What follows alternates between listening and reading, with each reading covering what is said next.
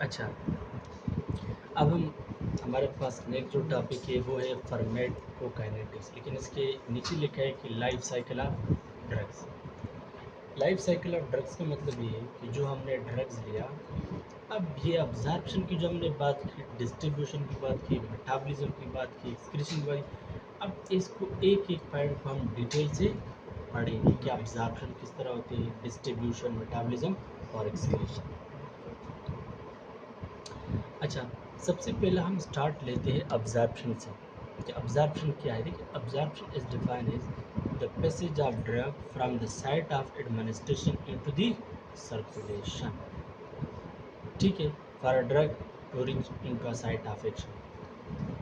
Absorption क्या होते हैं? जहाँ पर आपने ड्रग्स एडमिनिस्टर किया, जहाँ पर आपने ड्रग्स तो एडमिनिस्टर पॉइंट से लेकर जहाँ पर उसने ब्लड में एंट्री की, यानी एडमिनिस्टर से लेके ब्लड में एंट्री करते वक्त ये जो प्रोसेस है यह अब्जॉर्प्शन। एक बात मैं बता रहा हूँ, मिसाल के तौर पर अगर हम कोई ड्रग्स ओरली लेते हैं तो ओरल ड्रग्स तो जाएगा या स्टमक में उसकी अब्जॉर्प्शन होगी या इंटेस्टाइन में, मतलब या स्टमक में वो ब्लड में एंटर होगा या इंटेस्टाइन। लेकिन अगर एक इंजेक्शन हमने आईएम लगाया इंट्रामस्कुलर, तो वो हमारे मसल से जाके फिर उसकी ब्लड में अब्जॉर्प्शन होगी। ठीक है, अगर कोई सबक्यूटेनियस है तो सबक्यूटेनियस का भी यही प्रोसेस होगा, स्लोली एंड ग्रेजुअली अब्जॉर्ब होगा इनटू द ब्लड। ठीक है, इसी तरह अगर हम फॉर एग्जांपल एक सबलिंगुअल ड्रग्स देते हैं अपने जो टांग के नीचे, जिस तरह के नाइट्रोग्लाइसिरिन है हम ज़बान के नीचे रख देते हैं सबलिंगुअल, तो वो भी उसकी अब्जॉर्प्शन होगी। ठीक है, इसी तरह मुख्तलिफ रूट से, जो भी रूट्स हो, लेकिन अगर जो भी रूट आप अप्लाई करें, लेकिन अगर उस रूट से एडमिनिस्ट्रेशन साइड से वो ब्लड में एंटर हो जाए तो ये आपके पास क्या होगा? अब्जॉर्प्शन। सवाल ये है कि ड्रग्स की अब्जॉर्प्शन क्यों होती है? ड्रग्स की अब्जॉर्प्शन इसलिए होती है to reach the site of action, ताकि ड्रग्स अपने एक्शन साइट पे पहुंच जाए, क्योंकि ब्लड चूंकि पूरे बॉडी के अंदर सर्कुलेट करेगा, जब ड्रग्स ब्लड के इंटर होगा तो वो फिर अपना टारगेट तक पहुंच सकता है। बात clear? It must passes through various membrane depending on the route of administration. यह मुख्तलिफ मेम्ब्रेन को क्रॉस करेगा, ये मुख्तलिफ डिपेंड करते हैं कि कौन से रूट के ऊपर हमने एडमिनिस्टर किया। अगर हमने ओरली दिया तो वो स्टमक की म्यूकोजा लाइनिंग को क्रॉस करेंगे, इंटेस्टाइन की म्यूकोजा लाइनिंग को क्रॉस करेंगे। अगर हमने मस्कुलर दिया तो मसल्स के मुख्तलिफ मेम्ब्रेन क्रॉस करेंगे। ठीक है, अगर सबक्यूटेनियस दिया तो स्किन के मुख्तलिफ लेयर को क्रॉस करेंगे। बात क्लियर है ना?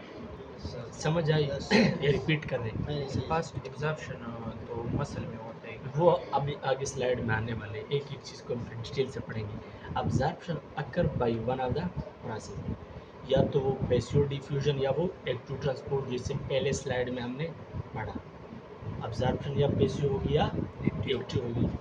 लेकिन ये इम्पॉर्टेंट पॉइंट है एमसीक्यूज के लिए। कौन सा पॉइंट?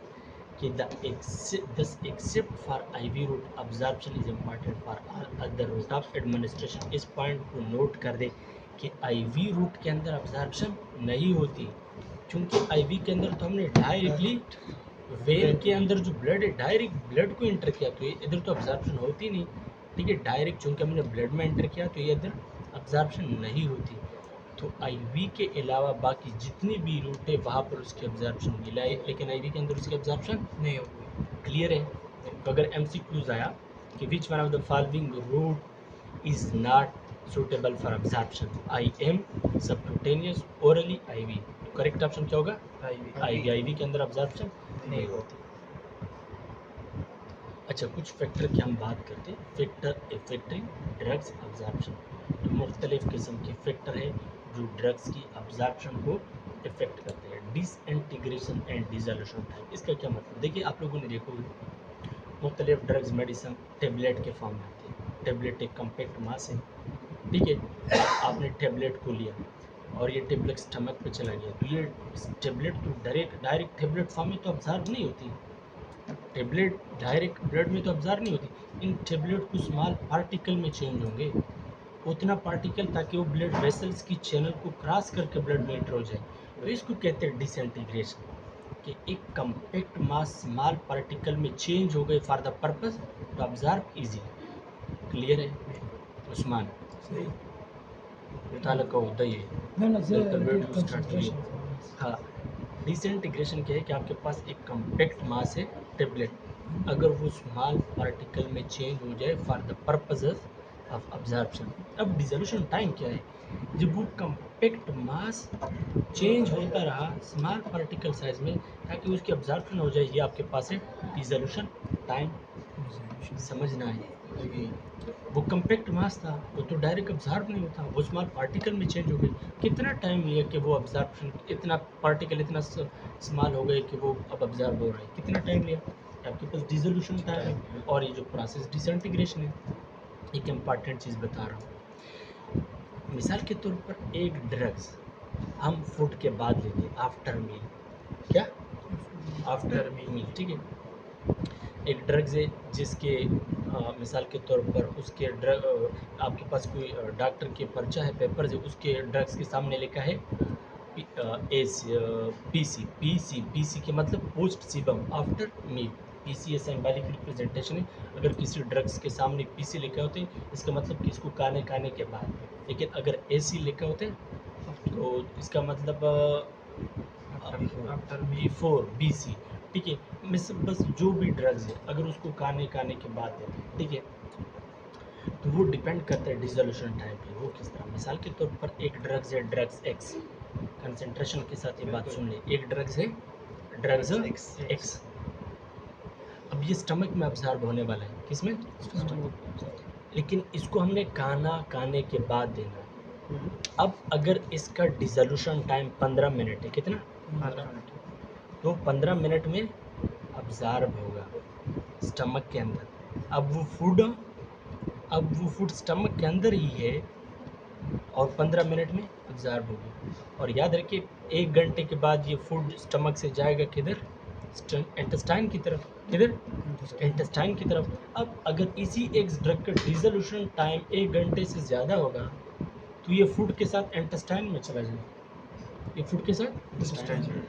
तो फिर वो अपना फंक्शन परफॉर्म नहीं करेगा। अब्जॉर्प्शन तो उसकी स्टमक में होनी चाहिए, लेकिन डिसोल्यूशन टाइम इतना ज़्यादा है कि उसको टाइम ही नहीं मिला स्टमक में अब्जॉर्प्शन के साथ, तो वो डायरेक्ट किधर चला गया? इंटेस्टाइन। ठीक है, बाहर के भी थोड़ा सा मैंने कॉम्प्लिकेटेड किया, लेकिन अगर आपको इस बात का समझ ना आई तो कोई फ़र्क नहीं पड़ता, सिर्फ बस इतना याद रखिए कि डिसोल्यूशन टाइम क्या है। दूसरी बात है फार्मूलेशन। आपको पता है कि एक ड्रग्स होते हैं, डिफरेंट कंपनी वाले उसको बनाता है एक जेनेरिक फार्मूले से।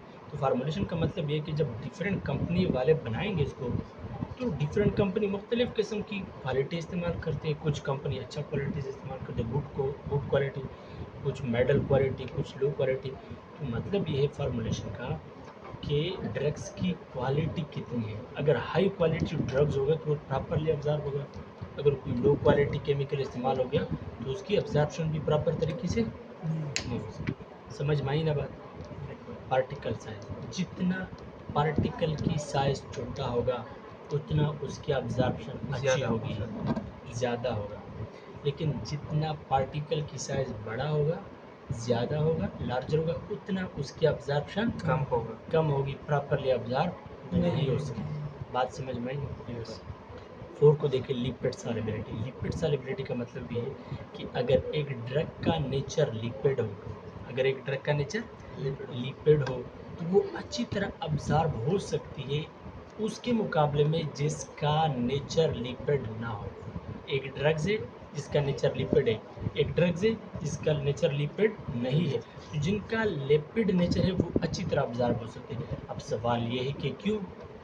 इसी वजह से, चूँकि ये अब्ज़ॉर्ब होगा, सेल मेम्ब्रेन को क्रॉस करेगा, सेल पे एंटर होने वाला है, ठीक है?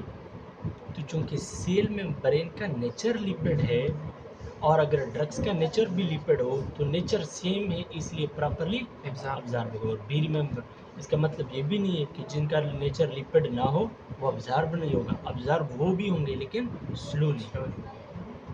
बात समझ में आ रही है? बिल्कुल। जिस ड्रग्स का नेचर लिपिड होगा वो अच्छी तरह से अब्जॉर्ब होंगे as compare to those drug whose nature is other than lipid. बात समझ में आई ना sir? Point number 5, area and vascularity. इसका मतलब ये है कि जितना एरिया ज़्यादा होगा उतना अब्जॉर्प्शन ही ज़्यादा होगा, जितना एरिया कम होगा उतना कम।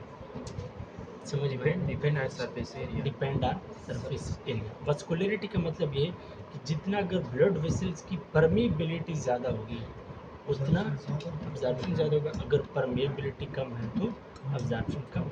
गैस्ट्रोइंटेस्टिनल मोटिलिटी का मतलब ये, गैस्ट्रो मोटिलिटी का मतलब ये जो स्टमक या इंटेस्टाइन के अंदर जो पेरिस्टालिसिस मोमेंट होते हैं, जो पेरिस्टालिसिस मोमेंट उसको मोटिलिटी कहते हैं। जितना जीआईटी ट्रैक का मोटिलिटी ज़्यादा होगा उतना अब्जॉर्प्शन फास्ट होगी, जितना ये कम होगी उतना अब्जॉर्प्शन स्लोली होगी।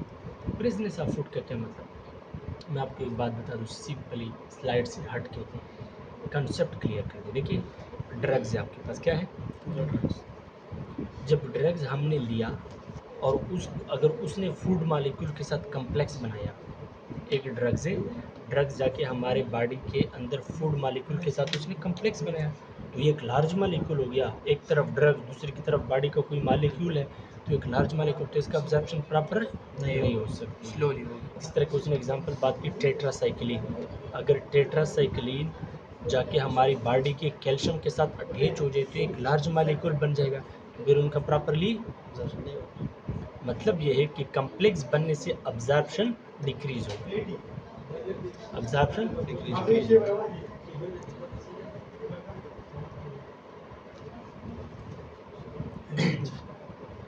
इसकी अगर हम बात करें पीएच एंड आयनाइजेशन की, स्लाइड से हटकर सर मैं एक चीज़ आपको बता रहा हूँ, कॉन्सेप्ट क्या है इस स्लाइड के अंदर। देखिए स्टमक के अंदर कौन सा एनवायरनमेंट होता है, एसिडिक। एसिडिक स्टमक के अंदर कौन सा एनवायरनमेंट होता है, क्योंकि वहाँ पर एक सीएल की सिक्रेशन होता है। उस्मान स्टमक के अंदर कौन सा एनवायरनमेंट होता है, एसिडिक। खूब होना चाहिए कहीं पवेट किसी दिन खा के साइड फुल फालतू किसी सरंगीन कौन सा एनवायरनमेंट होता है, एसिडिक। लेकिन इंटेस्टाइन के अंदर कौन सा एनवायरनमेंट होता है, बेसिक। समझ में आई ना बात। अब अगर एक ड्रग स्टमक के अंदर अब्जॉर्ब होने वाला है, अगर हम चाहते हैं कि स्टमक के अंदर अब्जॉर्ब हो जाए, तो ऐसे ड्रग्स की नेचर को हमने एसिडिक बनाना है। बात समझ में नहीं आई। स्टमक के अंदर है एसिडिक इन्वायरमेंट एक सीएल की वजह से। अब अगर एक ड्रग्स है और हम चाहते हैं कि स्टमक के अंदर अब्जॉर्ब हो जाए, तो इस ड्रग्स की नेचर को हमने एसिडिक बनाना है। अब अगर एक ड्रग्स है वो हम कहते हैं कि स्मॉल इंटेस्टाइन में अब्जॉर्ब हो जाए, तो स्मॉल इंटेस्टाइन का एनवायरनमेंट तो बेसिक है, अल्कलाइन है, तो ऐसे ड्रग्स की नेचर को हम बेसिक बनाएंगे, तो फिर उसकी प्रॉपर अब्जॉर्प्शन होगी इंटेस्टाइन के अंदर। अब सवाल ये है कि एसिडिक इन्वायरमेंट के लिए हम एसिडिक ड्रग्स क्यों बनाते हैं, फिर बेसिक इन्वायरमेंट के लिए हम बेसिक ड्रग्स क्यों बनाते हैं, क्योंकि एसिडिक इन्वायरमेंट में एसिडिक ड्रग्स की आयनाइजेशन नहीं होती, क्योंकि नेचर सेम है। अगर बेसिक होता तो डायरेक्ट न्यूट्रलाइज। अब स्टमक के अंदर एसिडिक इन्वायरमेंट है, अगर ड्रग्स एसिडिक हो तो ये ड्रग्स को इफेक्ट नहीं कर सकता, क्योंकि वो भी एसिडिक है, ये भी एसिडिक है, तो प्रॉपरली अब्जॉर्ब होगा। अब इंटेस्टाइन का एनवायरनमेंट बेसिक है, तो हम ड्रग्स क्यों बेसिक देते हैं, क्योंकि अगर उधर इन्वायरमेंट भी बेसिक है और ड्रग्स भी बेसिक हो तो नेचर सेम है, तो ड्रग्स नहीं इफेक्ट हो सकती, तो अगर ड्रग्स इफेक्ट नहीं हो सकती तो प्रॉपरली अब्जॉर्ब होगा। समझ में आई ना, यानी अब देखिए स्लाइड। अच्छा दूसरी बात, पीएच की आयनाइजेशन की उसने बात की, दो तरह के ड्रग्स होते हैं, एक आयोनाइज ड्रग्स होते हैं, दूसरा अनआयोनाइज। अनआयोनाइज मतलब लिपिड नेचर वाला, आयोनाइज जिसके ऊपर चार्ज होते हैं, अनआयोनाइज जिसके ऊपर चार्ज नहीं होते, इस तरह के लिपिड। तो अनआयोनाइज ड्रग्स की अब्जॉर्प्शन अच्छी होगी एज कम्पेयर टू आयोनाइज की। बात समझ में आई ना, अनआयोनाइज ड्रग्स की अब्जॉर्प्शन अच्छी होगी as compare to ionise drugs की। अब स्लाइड को रीड करते हैं। Ionise drugs are poorly absorb while unionise drugs यानी lipid soluble that are well absorb. जिन ड्रग्स का नेचर आयोनाइज्ड हो वो अब्जॉर्ब होंगे लेकिन पुअरली, अच्छी तरीके से नहीं, लेकिन जिन ड्रग्स का नेचर लिपिड हो वो अच्छी तरह अब्जॉर्ब हो गए। क्लियर हो गया। Acidic drugs remain unionized in acidic medium of the stomach that are rapidly absorbed। मैंने आपको बात की कि स्टमक के अंदर एसिडिक इन्वायरमेंट होते हैं, तो अगर एक ड्रग्स हम चाहते हैं कि स्टमक के अंदर अब्जॉर्ब हो जाए तो उसका नेचर भी एसिडिक होना चाहिए, तो फिर वो रैपिडली अब्जॉर्ब हो गए। Example aspirin and barbiturate. Aspirin क्या है, एस्प्रिन आपके पास एनाल्जेसिक है, पेन किलर के। बार्बिटोरेट क्या है, ये सेडेटिव ड्रग्स है, एंटी सीजर है, जो सीजर जिन पेशेंट के ऊपर आते हैं ना तो उसके अगेंस्ट हम देते हैं, ठीक है। इसके अलावा अगर हम बात करें basic drugs are unionise, basic drug क्या होते हैं? अनआयोनाइज ड्रग्स होते हैं, लिपिड नेचर वाले होते हैं। when they are reached to the alkaline medium of intestine, intestine के अंदर कौन सा मीडियम होता है? अल्कलाइन मीडियम, बेसिक इन्वायरमेंट होता है। अब अगर एक अनआयोनाइज्ड ड्रग वो इंटेस्टाइन पे चला जाए तो वहाँ पर उसकी रेपिडली अब्जॉर्प्शन होगी। एग्जांपल क्या है? बेथेडीन एंड एपेड्रीन। क्लियर है? कोई डाउट है? एपिथेडीन और बीडीन ये लिपिड नेचर का ड्रग्स ये इंटेस्टाइन में अब्जॉर्ब होगी, क्योंकि इंटेस्टाइन का एनवायरनमेंट भी अल्कलाइन है बेसिक, और इन ड्रग्स का भी बेसिक है। क्लियर हो गया? इंटेस्टाइन में आयनाइज्ड होके नॉट अनआयोनाइज हो गए। क्या हो गए? अनआयोनाइज हो गए। मेटाबॉलिज्म की बात करें, some drugs may be degrade in gut, example nitroglycerin and insulin. सही है। देखिए कुछ ड्रग्स ऐसे हैं जिनका डिग्रेडेशन होता है अगर हम ओरली लें। बात समझ में आई ना? मैंने क्या कहा?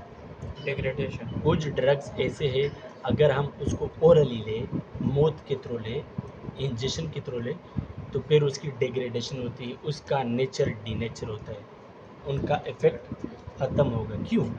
एग्जांपल नाइट्रोग्लाइसरीन या इंसुलिन। अगर इंसुलिन तो हम सबक्यूटेनियस देते हैं, अगर इंसुलिन आप ओरली दे तो ये इंसुलिन जाएगा स्टमक पे, स्टमक में एसिडिक इन्वायरमेंट है, तो वो एसिड की वजह से उसकी डेनेचुरेशन होगी। तो क्या करेंगे हम? तो फिर वो ओरली हम नहीं देंगे, इंसुलिन हम सबक्यूटेनियस देते हैं।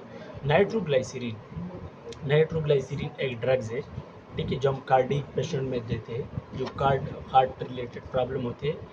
तो नाइट्रोग्लाइसरीन हम सबलिंगुअल देते हैं। किस वजह से? अपने टंग के नीचे, ज़ुबान के नीचे। अब ओरली हम क्यों नहीं देते? तो अगर ये हमने ओरली दिया, स्टमक पे चला गया, तो वहाँ पर एसिडिक इन्वायरमेंट हो, तो इसका डीनेचुरेशन होगी। तो सबलिंगुअल जब हम टंग के नीचे रख देंगे तो इस टंग के नीचे जितनी भी ब्लड कैपिलरी है वहाँ पे डायरेक्ट ब्लड में अब्जॉर्ब होगा और फिर अपना साइड पे जाएगा। क्लियर हो गया? नहीं? यानी कुछ ड्रग्स हम ओरली नहीं देते क्योंकि स्टमक में उन ड्रग्स की डीनेचुरेशन होती है, तो उसके लिए हम कुछ और पाथवे फॉलो करते हैं, जिस तरह के इंसुलिन के लिए सबक्यूटेनियस और नाइट्रोग्लाइसरीन के लिए सबलिंगुअल। बात आती है डिजीज़ की। डिजीज़ के टॉपिक को मैं छोड़ लेता हूँ। क्यों? क्योंकि डिजीज़ सेमेस्टर फर्स्ट में भी हमने पढ़ा था, सेमेस्टर 2 में भी हमने पढ़ा था, सेमेस्टर 3 में भी पढ़ा था। तो कम से कम डिजीज़ का कंसेप्ट हर स्टूडेंट को होनी चाहिए। ठीक है? बिल्कुल सर। ये इज़ अ सरप्राइज। अच्छा, हम आते हैं स्लो अब्जॉर्प्शन की तरफ। एक ड्रग्स तो अब्जॉर्ब हो सकता है, लेकिन इसका अब्जॉर्प्शन स्लो कब होगी, इसका अब्जॉर्प्शन फास्ट कब होगी? कौन से रूट है जिस पर उनका अब्जॉर्प्शन स्लो होगी, कौन से रूट है जिनके उस पर अब्जॉर्प्शन फास्ट होगी? एक एक को पढ़ते हैं। जो ड्रग्स हम ओरली देते हैं, ओरली, वहाँ पर अब्जॉर्प्शन स्लो होगा। जो हम ओरल म्यूकोजा से देते हैं या nasal mucosa, oral mucosa sublingual, tongue के नीचे, अभी जो हमने पढ़ा नाइट्रोग्लाइसरीन यहाँ पर अगर आप डायग्राम से देखें, टंग के नीचे हम नाइट्रोग्लाइसरीन देते हैं, ये सबलिंगुअल होते हैं, ये ओरल म्यूकोजा देते हैं। या कुछ ड्रग्स हम नज़ल म्यूकोजा, ये नस्ट्रील के अंदर रख देते हैं, इसको एनसेफेलेटेड कहते हैं। जो ड्रग्स हम नोज़ के अंदर देते हैं उसको एनसेफेलेटेड कहते हैं। तो वो नज़ल म्यूकोजा के अंदर जो यहाँ पर ब्लड कैपिलरी होते हैं वहाँ पे अब्जॉर्ब होते हैं, लेकिन ये भी क्या है? स्लो अब्जॉर्प्शन है। टॉपिकल का क्या मतलब? आपने कभी कभार देखा होगा कि हमारी स्किन को इंजरी हो जाते हैं, बर्निंग हो जाती है, तो जब हम डॉक्टर के पास जाते हैं तो वो एक मेडिकेशन देते हैं जिसको हम कहते हैं टॉपिकल मेडिकेशन, पाउडर फॉर्म में, जिस तरह के बुंजेला क्रीम है। तो वो हम उसके ऊपर जो एरिया इंजर्ड है, जिसको बर्निंग हुई है, जहाँ पर ज़ख्म है, हम उसके ऊपर रख देते हैं, तो उनका भी अब्जॉर्प्शन स्लो होगा। और ट्रांसडर्मल भी यही स्किन के थ्रू। और कुछ ड्रग्स हम रेक्टली देते हैं, सपोजिटरी एनस के थ्रू। मिसाल के तौर पर कोई कॉन्स्टिपेटेड पेशेंट है तो हम रेक्टली एनस के थ्रू सपोजिटरी देते हैं, एक्लिन एनीमा देते हैं। तो ये भी यहाँ ये जितना भी रूट है ये स्लो अब्जॉर्प्शन हुई। अब ये सवाल ये है कि MCQs किस तरह आएगा? आपको बताएगा कि which one of the following route have fast absorption. दरअसल में से कौन सा रूट है जिसमें फास्ट अब्जॉर्प्शन है? नंबर 1 होगा ओरली, नंबर 2 होगा ओरल म्यूकोजा, सी ऑप्शन होगा नज़ल म्यूकोजा, डी ऑप्शन होगा नॉन ऑफ दिस। कौन सा करेक्ट होगा? None of this. None of these in orally हो या ओरल म्यूकोजा हो या नज़ल हो, ये तो सारे स्लो अब्जॉर्प्शन है, ये तो सारे स्लो अब्जॉर्प्शन। तो ये आपको कंफ्यूज करने के लिए देगा कि which one of the following pathway is used for fast absorption, orally या ओरल म्यूकोजा या टॉपिकल या नन ऑफ दिस। तो ऑप्शन क्या होगा? नन ऑफ दिस होगा। हम बात करते हैं फास्ट अब्जॉर्प्शन की, ठीक है। अगर एक ड्रग स्लोली अब्जॉर्ब हो सकती है तो ये भी पॉसिबल है कि वो फास्ट अब्जॉर्ब हो जाए। आईवी रोट, कौन सा? आईवी। जब हम आईवी देते हैं, डायरेक्ट वेन में इंजेक्ट करते हैं। अच्छा, ये एक और चीज़, आईवी के अंदर अब्जॉर्प्शन नहीं होता है। पहले स्लाइड में हमने पढ़ा था, यहाँ पर कुछ गलती हो चुकी है, मिस्टेक है। आईवी के अंदर अब्जॉर्प्शन नहीं होती है, हालांकि उसने देखा है आपको कंफ्यूज करने के लिए कि यहाँ पर फास्ट अब्जॉर्प्शन होती है। अब एमसीक्यूज आया। अच्छा, पहले हम बाकी पॉइंट को कवर करते हैं। आईएमबी ये एक फास्ट रूट है, सबक्यूटेनियस ये एक फास्ट रूट है, एंट्री पेरिटोनियल आईपी ये एक फास्ट रूट है। आई एंट्रा पेरिटोनियल, अगर आप इस डायग्राम को देखें, ये जो ब्लू कलर वाला है, कभी कभार क्यूबिटिस के अंदर फ्लूइड की अकामुलेशन होती है, क्या एब्डामिनल क्यूबिटी, तो हम इंजेक्शन के थ्रू या तो वहाँ से फ्लूइड डायरेक्ट निकाल देते हैं या कुछ ड्रग्स मेडिकेशन की एंट्री करती है ताकि वहाँ से फ्लूइड हट जाए और इंट्रासेलुलर या एक्स्ट्रा सेलुलर या ब्लड वेसल्स में इंटर हो जाए, ठीक है। और इनहेल्ड थ्रू लंग्स, जिस तरह के आपने हम हॉस्पिटल में देखा होगा कि वो जो हम देते हैं ना, नहीं वो क्लिनेट देते हैं, आइटम देते हैं, या अक्सर हम पेशेंट को जो साइनोसाइटिस के पेशेंट है तो वो जाइनोसिन स्प्रे देते हैं। ये जो स्प्रे है ना, ये वो जाइनोसिन स्प्रे है, डिकंजेस्टेंट है। तो ये सारे फास्ट फूड है। अब मैं वो एमसीक्यूज़ की बात कर रहा हूँ। एमसीक्यूज़ दिया हो कि which one of the following is not, which one of the following is not the absorption of faster route. MCQs का स्टेटमेंट है which of the following is not the absorption of faster route, या ऐसा भी हो सकता है MCQs का statement कि which one pathway is not used for absorption, ठीक है। या ऐसा भी हो सकता है कि which one route in which of the following route have 0% absorption of the drugs. Option होगा आईएम होगा, सबक्यूटेनियस होगा, आईपी होगा, आईवी होगा। आईवी होगा, आईवी के अंदर अब्जॉर्प्शन नहीं होती, डायरेक्ट डिस्ट्रीब्यूशन होती है, ठीक है। तो इसको आप फास्ट आप ये तो आप कर सकते हैं कि डिस्ट्रीब्यूशन फास्ट है लेकिन अब्जॉर्प्शन अब्जॉर्प्शन तो हो ही नहीं सकता उसके अंदर। क्लियर हो गया? ये कोई क्वेश्चन है? क्लियर हो गया।